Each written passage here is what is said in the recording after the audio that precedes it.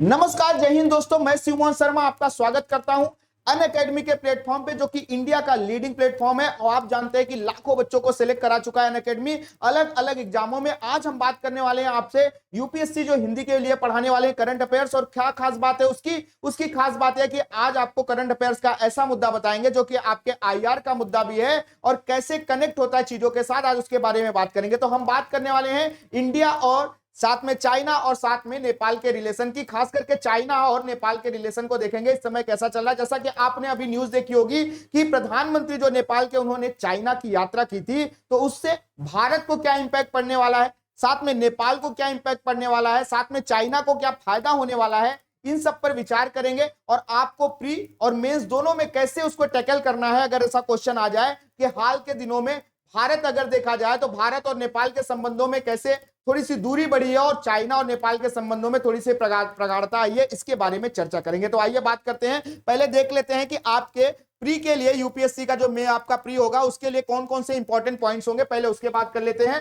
तो सबसे पहले बात करेंगे कि हुआ क्या है। हुआ यह है कि हाल ही में चीन और नेपाल ने क्या किया है, ठीक है, कुछ व्यापार समझौते पर हस्ताक्षर किए हैं। जैसे कि व्यापार हो गया, सड़क संपर्क हो गया, साथ में सूचना प्रौद्योगिकी सहित कई क्षेत्रों में द्विपक्षीय सहयोग यानी बायलैटरल, आपको बता रहा था बायलैटरल द्विपक्षीय सहयोग यानी कि दो देशों के बीच में डायरेक्ट रिलेशन में समझौते किए हैं। और ऐसे 12 समझौतों पर हस्ताक्षर किए गए हैं। किसके किसके बीच? चीन और नेपाल के बीच। अगर भारत के लिए देखा जाए तो थोड़ा सा चिंता की बात है, क्योंकि और भी आगे आपको बताऊंगा वो कैसे करेंगे। कैसे भारत के लिए सामरिक महत्व का है नेपाल, उसकी बात करेंगे। भारत से कैसे बहुत ही ज्यादा रोटी बेटी का रिश्ता है नेपाल के साथ, उसकी बात करेंगे। तो ध्यान से सुनिएगा क्योंकि बहुत इंपॉर्टेंट है। क्या हुआ है कि नेपाल के अभी प्रधानमंत्री, जिनका नाम है पुष्प कमल दहल, जिन्हें प्रचंड के नाम से भी जाना जाता है, इन्होंने क्या किया था, 23 सितंबर से 8 दिनों के लिए चीन का दौरा संपन्न किया था। डेट थोड़ा सा ध्यान दीजिएगा, ठीक है। वहीं द्विपक्षीय संबंधों को मजबूत करने के तरीकों पर चर्चा करने के लिए इन्होंने क्या किया था, चीनी राष्ट्रपति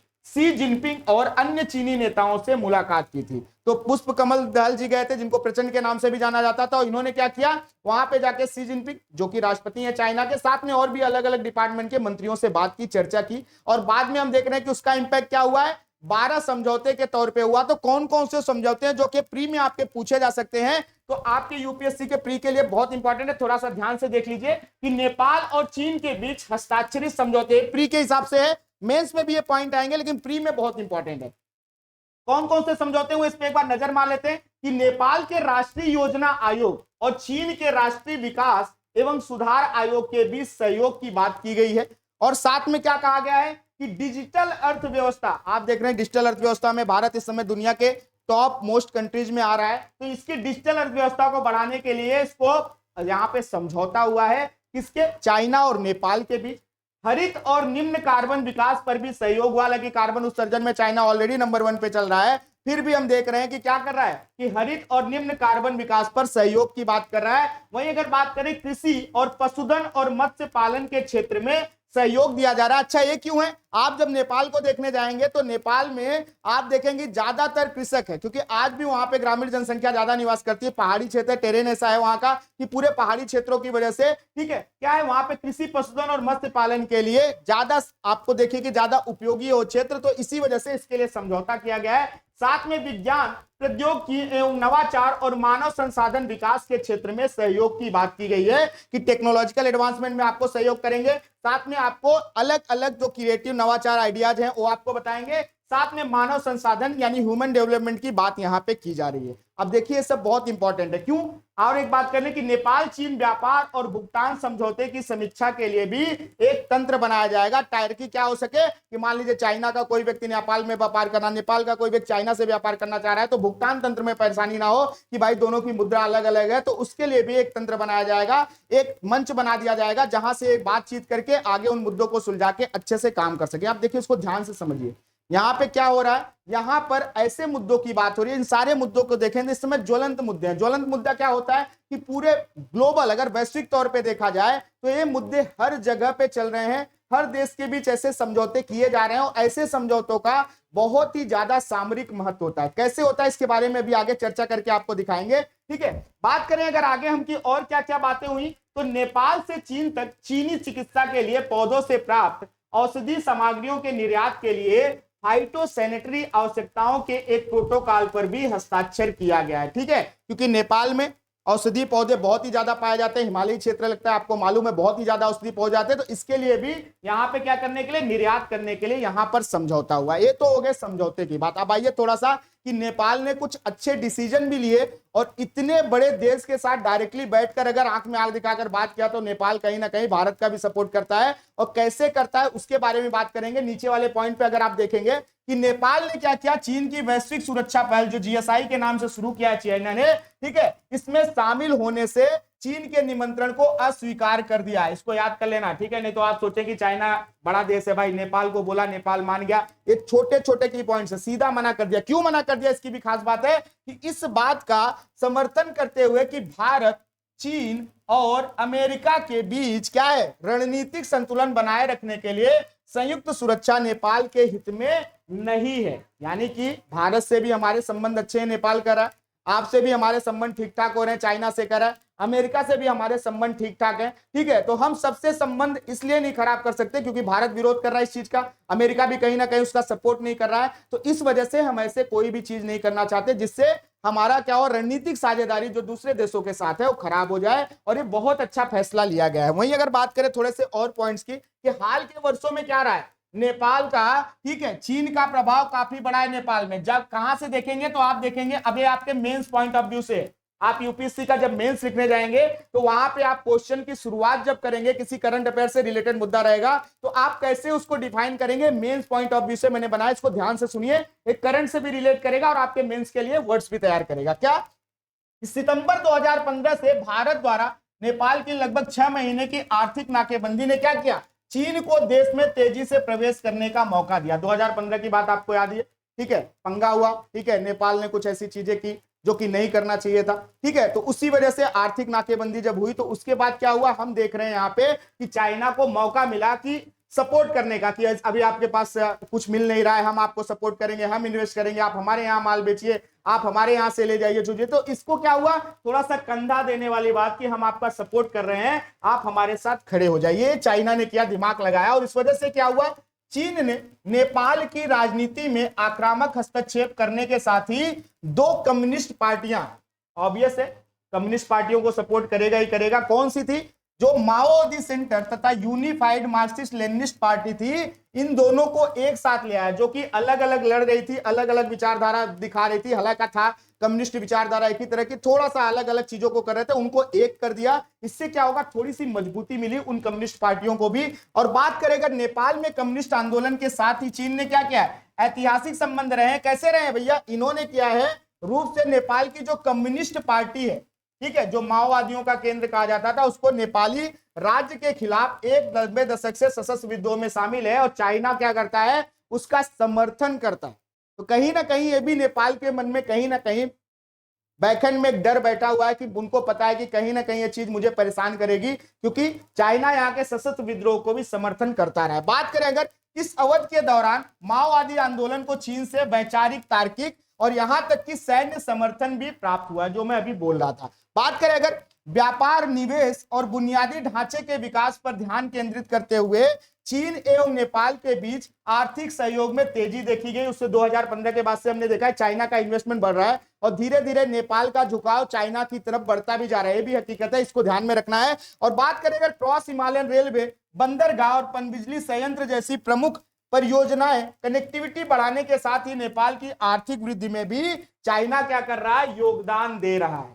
अब आप देखिए कि आपके बगल में एक बफर स्टेट है, यानी कि आपको एक तरह से सुरक्षा देता है नेपाल, डायरेक्टली चाइना का बॉर्डर आपसे कनेक्ट नहीं हो पाता, ठीक है। और यहां पर क्या कर रहा है, चाइना उसमें इतना इन्वेस्ट कर देगा। आप पाकिस्तान के हालात इस समय देख रहे हैं, पाकिस्तान में चाइना ने इन्वेस्ट किया और पाकिस्तान के हालात पहले से खराब थे और खराब ही होते चले गए। जहां जहां चाइना ने इन्वेस्ट किया, आप पूरे वर्ल्ड का उठा के देख लीजिए, चाहे वो अफ्रीकन कंट्री हो, चाहे वो एशियन कंट्री हो, जहां जहां, चाहे वो साउथ अमेरिकन कंट्री हो, ठीक है, साउथ अमेरिका कॉन्टिनेंट की कंट्रीज में भी बहुत जगह इन्वेस्ट किया है, सब जगह पर परेशानियां ही आई। तो नेपाल के साथ भी कहीं ना कहीं ये दिक्कत होगी बाद में, हालांकि अभी शुरुआत है, सब अच्छा लग रहा है। तो भारत के हिस्से देखा जाए कि भारत के हिसाब से यहां पर क्या होने वाला है, तो नेपाल ने क्या किया है, चीन के बेल्ट एंड रोड इनिशिएटिव, जिसको बीआरआई कहा जाता है, ठीक है, उसमें रुचि व्यक्त की है, लेकिन शामिल नहीं हुआ। इसको याद रखना है, सिर्फ दिखाया इंटरेस्ट कि हाँ आ सकते हैं, लेकिन शामिल बिल्कुल भी नहीं हुआ है, ठीक है, इसको ध्यान रखना है। जिसका लक्ष्य बुनियादी ढांचे की कनेक्टिविटी और व्यापार सुविधा में सुधार करना है। इसको अभी नेपाल ने मना कर दिया कि नहीं, हम शामिल नहीं होंगे। अभी इसको ध्यान में रख के चलना है। वहीं अगर बात करें हम कि नेपाल में चीन का बढ़ता प्रभाव संभावित रूप से भारत के लिए रणनीतिक घेराबंदी का कारण बन सकता है, क्योंकि यह उस देश में अपनी उपस्थिति मजबूत करता है जो भारत के साथ लंबी सीमा साझा करता है। बहुत ही लंबी सीमा है, आप समझिए कि कितनी है, 1751 किलोमीटर की सीमा है, और ये बहुत ही लंबी सीमा है, 1750 किलोमीटर की लंबी सीमा साझा करता है। ठीक है, तो आप इसको देख के चलिए कि बहुत ही लंबी सीमा साझा कर रहा है। और बात करें अगर इसके बारे में कि चीन की बीआरआई पहल में नेपाल की भागीदारी से क्या हो रहा है,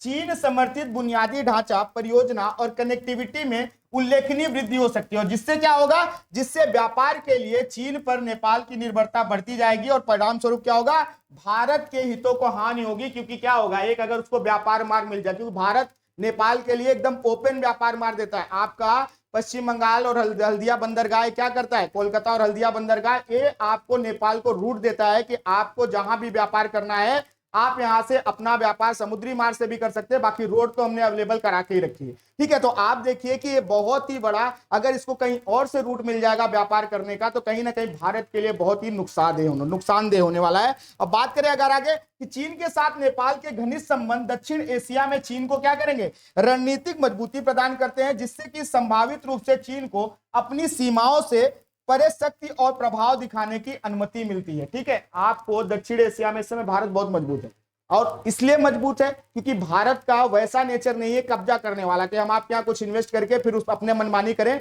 भारत कैसा है, फ्रेंडली रिलेशन है कि आपको जरूरत है भैया, चलिए वैक्सीन चाहिए आप हमसे ले जाइए, आपके यहाँ पे आर्थिक मंदी चल रही है आप हमसे ले जाइए, हम अपनी जरूरतों को कम करके आपकी जरूरतें पूरा करने की आदी रहे हैं। भारत देश ऐसे शुरू से रहा है, चाहे आप पूरे इतिहास उठा के देख लीजिए, तो कहीं ना कहीं ये प्लस पॉइंट है। और इससे क्या होता है, भारत को बहुत ही सम्मान मिलता है ऐसी जगहों पर। नेपाल में चीन की मजबूत भागीदारी से भारत के लिए क्षेत्रीय प्रक्रियाओं और पहलों को प्रभावी ढंग से समन्वित करना अधिक चुनौतीपूर्ण हो सकता है। अगर बगल में आपके आके चाइना खड़ा हो जाए, आप देखिए जहां जहां चाइना का बॉर्डर लगता है, चाहे आप अरुणाचल प्रदेश में देख लीजिए, चाहे आप लद्दाख वाले क्षेत्र में देख लीजिए, कहीं ना कहीं पंगे होते रहते हैं, कहीं ना कहीं परेशानियां हैं, कहीं ना कहीं झगड़ा होता रहता है, कहीं ना कहीं कुछ ना कुछ अतिक्रमण करने की चाइना की पॉलिसी हमेशा से रही है। तो ये थोड़ा सा अभी क्या हुआ कि भारतीय सेना बीआरओ ने बहुत सारे रोड बना दी, बहुत सारी चीजें बना दी, और बहुत ही इंफ्रास्ट्रक्चर हमने डेवलप कर लिया, हमारे बहुत सारे सेना के बहुत सारे अच्छे इक्विपमेंट्स भी वहां पहुंच चुके हैं, इसलिए थोड़ा सा शांति बनी हुई, क्योंकि चाइना को मालूम है कि अब उनको काउंटर किया जा सकता है, तो इसी वजह से थोड़ा सा शांति बनी हुई। बात करें अगर आगे, ठीक है, कि नेपाल का भारत के लिए क्या सामरिक महत्व है, क्या है भैया सामरिक महत्व, तो नेपाल की बात करें तो नेपाल की सीमा भारत के 5 राज्यों से लगती, कौन कौन सी, तो उत्तराखंड है, उत्तर प्रदेश है, पश्चिम बंगाल है, सिक्किम है और बिहार है। आपको मैप के थ्रू दिखाते हैं, ठीक है, कि आपका ये नेपाल है, जहां से आपके 5 राज्यों की सीमा लग रही है, यहां पे आपको उत्तराखंड दिख रहा होगा, यहां पे उत्तर प्रदेश है, यहां पर बिहार है, पश्चिम बंगाल की सीमा लगती है, और ऊपर आपका सिक्किम है, इसको ध्यान दीजिएगा। ठीक है, और बात करें अगर, इसलिए नेपाल से साझे सांस्कृतिक एवं आर्थिक आदान प्रदान का एक प्रमुख बिंदु, जो कि मैं बोला था रोटी बेटी का रिश्ता, बहुत सारे नेपाली, बिहार वाला क्षेत्र जो लगता है, उत्तर प्रदेश वाला, वहां पे शादी ब्याह बॉर्डर पार से है, बहुत सारे लोग के दादा परदादा वहां से हैं, बहुत सारे लोग के यहाँ से, जमीन जायदाद बहुत लोग की उस पार है इस पार है, तो रोटी बेटी का रिश्ता बहुत ही पुराना है, तो हमारा संबंध बहुत ही अच्छा रहा नेपाल से शुरुआत से। बात करें अगर आगे कि नेपाल भारत की हिमालयी सीमाओं के मध्य में स्थित है, और भूटान के साथ यह उत्तरी सीमावर्ती पार्श्व भाग के रूप में कार्य करता है, और साथ ही चीन द्वारा किसी भी संभावित आक्रमण के खिलाफ बफर राज्य, जो मैं बोल रहा था बफर स्टेट के रूप में कार्य करता है। अगर चाइना से अच्छे संबंध हो गए, आप देखिए पाकिस्तान ने क्या किया, जो पीओके वाला रीजन था उसको बीआरआई के लिए दे दिया कि आप यहाँ पे रोड बना लो, हमें कोई दिक्कत नहीं, जबकि उसका हमारा पार्ट है, पाकिस्तान ऑक्यूपाइड कश्मीर हमारा है, भारत का क्षेत्र है। अब आपका पड़ोसी आपके घर के, मान लीजिए थोड़ा सा आगे आपकी जमीन है, आपके दरवाजे पे कब्जा कर ले और उसको किसी और को दे दे, तो ये तो बहुत ही गलत बात है ना भाई, जमीन तो आपकी है। तो आप देखिए कहीं ना कहीं नेपाल में अगर ज्यादा इन्वेस्टमेंट हुआ और ज्यादा दिक्कतें हुई, और धीरे धीरे चाइना क्या करेगा, नेपाल के अंदर घुस के भारत के बॉर्डर तक अगर इंफ्लुएंस डालेगा, तो भारत को भी बहुत ही ज्यादा इससे परेशानी होने वाली, इसको ध्यान में रखना है, मेंस पॉइंट ऑफ व्यू से बहुत ही अच्छा है। ठीक है, आगे बात करें अगर कि भारत के उपकरण आपूर्ति और प्रशिक्षण प्रदान करने के साथ ही नेपाल सेना को उसके आधुनिकीकरण में सहायता प्रदान करता है। अगर पूछा जाए आपसे कि भारत क्या करता है नेपाल के लिए, तो यहाँ पे एक लिस्ट है आपके पास, जो आपके मेंस के पॉइंट ऑफ व्यू से इंपॉर्टेंट है, इसको ध्यान से देख लीजिए। ठीक है, क्या क्या करता है भारत नेपाल बटालियन स्तरीय संयुक्त सैन्य अभ्यास, किसका, जिसका नाम सूर्य किरण है, इसका भी आयोजन भारत और नेपाल द्वारा बारी बारी किया जाता रहता है। ठीक है, एक बार यहाँ एक बार वहां, ऐसे सूर्य किरण अभ्यास चलता है सेनाओं के मध्य। और आप जानते हैं हमारे यहाँ सेना का हेड वहां पे ऑनरी होता है, वहां का सेना का यहाँ पे ऑनरी होता है, हेड होता है। तो इसको ध्यान में रखना है कि इतने अच्छे संबंध है। अगर बात करें वर्तमान में नेपाल के लगभग 32,000 गोरखा सैनिक भारतीय सेना में सेवारत है। आपने सोचिए सुरक्षा का कितना बड़ा मुद्दा हो जाएगा। अगर आपके सेना में ऑलरेडी नेपाल के लोग काम कर रहे हैं और नेपाल में चाइना का इंफ्लुएंस बढ़ता है, तो सोचिए आपका पूरा का पूरा सुरक्षा, क्योंकि भाई सेना में पहले से काम कर रहा, तो आपका सुरक्षा चूक होने की संभावना ज्यादा है। आपके सुरक्षा से रिलेटेड जो भी है वो डॉक्यूमेंट्स लीक होने की संभावना ज्यादा है, स्ट्रेटजी लीक होने की संभावना ज्यादा है। तो आप देखिए इससे कहीं ना कहीं भारत के लिए चिंता का विषय है। भारत नेपाल सबसे बड़ा व्यापारिक भागीदार है, आर्थिक पॉइंट है। नेपाल भारत का 11वां सबसे बड़ा निर्यात गंतव्य है, यानी कि सबसे ज्यादा एक्सपोर्ट में अगर देखा जाए तो 11वें नंबर का जो हमारा सामान खरीदता है। और कहीं ना कहीं अगर चाइना का माल वहां पे ज्यादा बिकने लगा तो हमारे आर्थिक हित भी इससे बहुत ही ज्यादा नुकसान में जाएंगे। इसको भी ध्यान में रख के चलना। बात करें अगर कुल स्वीकृत प्रत्यक्ष विदेशी निवेश में 30% से अधिक का योगदान भारतीय कंपनियां नेपाल में सबसे बड़े निवेशकों के रूप में, यानी 30% योगदान देती हैं अगर देखा जाए। और भारतीय कंपनियों ने बहुत ही ज्यादा इन्वेस्ट करके रखा हुआ नेपाल में। तो आप देखिए इतना इंफ्रास्ट्रक्चर बनाना पड़ता है, कोई भी कंपनी खोलने के लिए चीजें करनी पड़ती हैं। कहीं चाइना का इन्फ्लुएंस बढ़ा तो हमारी कंपनियों को भी नुकसान होगा और आपके आर्थिक हित बहुत ज्यादा डगमगा जाएंगे। वहीं अगर बात करें हम, जून 2023 में भारत और नेपाल ने एक दीर्घकालिक विद्युत व्यापार समझौते पर भी हस्ताक्षर कर रखा है, जिसमें आने वाले वर्षों में नेपाल से कितना 10,000 मेगावाट विद्युत के आयात का लक्ष्य रखा गया था। और आप ये सोच के देखिए कि इतना विद्युत आयात करने की बात हो रही है तो ऑब्वियस है नेपाल को भी फायदा होगा, भारत को भी फायदा होगा, कहीं ना कहीं ये हित भी टकराएंगे। और बात करें अगर आगे कि फुकोट कर्णाली जल विद्युत परियोजना, इसका नाम याद कर लेना क्योंकि प्री के लिए भी इंपॉर्टेंट है, और लोअर अरुण जल विद्युत परियोजना, दोनों का नाम जरूर याद कर लेना। वहीं बात करें विकास के लिए भारत के national hydro electric power corporation, जिसको हम क्या बोलते हैं, एनएचपीसी बोलते हैं, और नेपाल के विद्युत उत्पादन कंपनी लिमिटेड के बीच समझौता ज्ञापन पर हस्ताक्षर भी किए गए हैं। आप सोचिए कि ये भी हित आपके प्रभावित हो जाएंगे।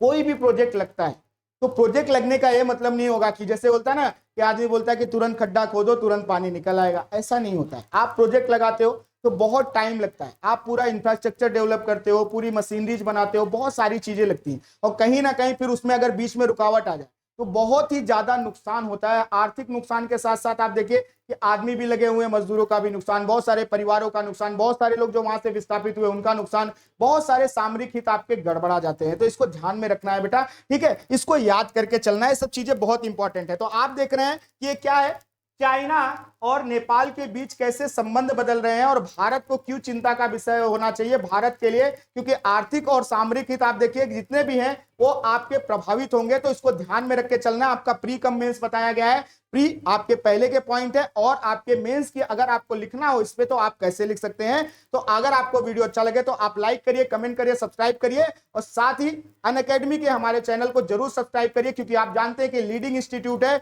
और आप जानते हैं कि आपको इसके माध्यम से 100% सिलेक्शन मिलेगा, क्योंकि बहुत सारे बच्चों के सपने हम ऑलरेडी पूरे कर चुके हैं। तो मैं शिवमोहन शर्मा आपसे विदा लेता हूं, फिर अगले वीडियो में मुलाकात होगी, तब तक के लिए नमस्कार, जय हिंद दोस्तों।